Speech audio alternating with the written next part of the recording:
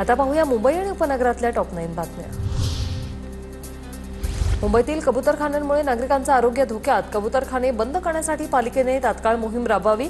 श्वसनाचे आजार वाढल्यामुळे सरकारचे निर्देश। मुंबईसह राज्यातील मॉलमधील अग्निसुरक्षेची निकष पूर्ण करण्याचे राज्य सरकारचे आदेश। राज्य सरकारकडून मॉलची झाडाझडती घेण्याचा निर्णय। 90 दिवसात सर्व मॉल्सने अग्निसुरक्षेचे परीक्षण पूर्ण करण्याचे निर्देश।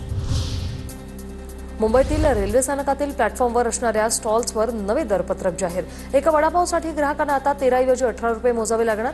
स्टॉल्सवर आता शेवपुरी आणि दाबेलीही मिळणार। दक्षिण मुंबईतील इमारत रिकामी करण्याविरोधात रहिवाशांची याचिका फेटाळली।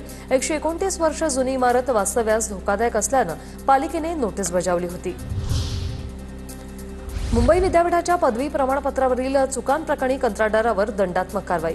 प्रमाणपत्रावरील युनिव्हर्सिटी ऑफ मुंबईच्या इंग्रजी स्पेलिंगमध्ये चूक आढळल्याने कंत्राटदारावर कारवाई। कंत्राटाच्या एकूण रकमेच्या 20% रक्कम दंड म्हणून आकारली जाणार।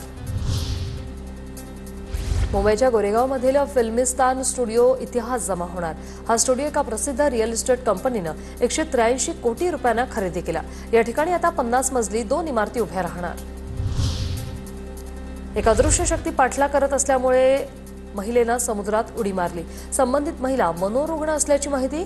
वॉचर म्हणून कर्तव्यावर असलेल्या साईनाथ देवडेंनी तत्परतेने या महिलेचे प्राण वाचवले। अजित पवारांच्या राष्ट्रवादीच्या प्रदेश सरचिटणीसपदी संजय तिवरेंची निवड।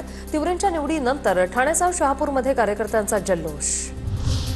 ठाणे पालिका 4.5 कोटींचा कारवाईचा खर्च वसूल करणार। बेकायदा इमारतींच्या मालकांवर टाकला बोजा। 124 अनधिकृत बांधकामांवर ठाणे पालिकेची कारवाई।